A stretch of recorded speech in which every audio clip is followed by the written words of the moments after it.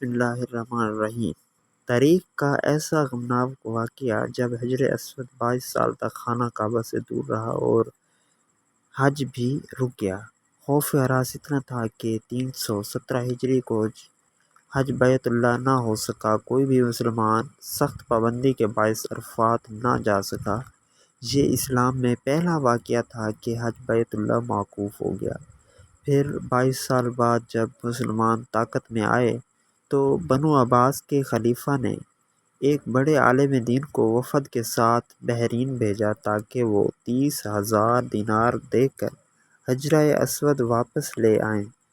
جب عالم دین محدث عبداللہ بحرین پہنچے تو بحرین کے حاکم نے ایک شاندار تقریب کا اہتمام کیا اور ایک خوشبودار غلاف میں لپٹا ہوا پتھر پیش کیا اور کہا کہ یہ حجرہ اسود ہے، اسے لے جائیں۔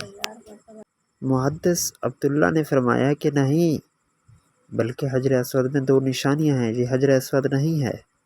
ایک تو یہ کہ یہ پتھر ڈوبتا نہیں، دوسرا یہ کہ آگ سے بھی گرم نہیں ہوتا۔ پھر پیش کیے گئے پتھر کو پانی میں ڈالا گیا تو وہ ڈوب گیا، آگ میں ڈالا گیا تو پھٹ گیا۔ دوسرا پیش کیا گیا تو اس کے ساتھ بھی یہی ماجرا ہوا۔ تیسرا پتھر نہ ہی ڈوبا اور نہ ہی آگ میں گرم ہوا۔ محدث عبداللہ نے فرمایا یہی جنت والا پتھر ہے۔ جب محدث عبداللہ سے دریافت کیا گیا کہ آپ کی یہ نشانیاں کہاں سے ملیں تو انہوں نے فرمایا یہ باتیں ہمیں جناب رسول کریم صلی اللہ علیہ وآلہ وسلم سے ملی ہیں کہ حجر اسود پانی میں ڈوبے گا نہیں اور آگ میں گرم بھی نہیں ہوتا۔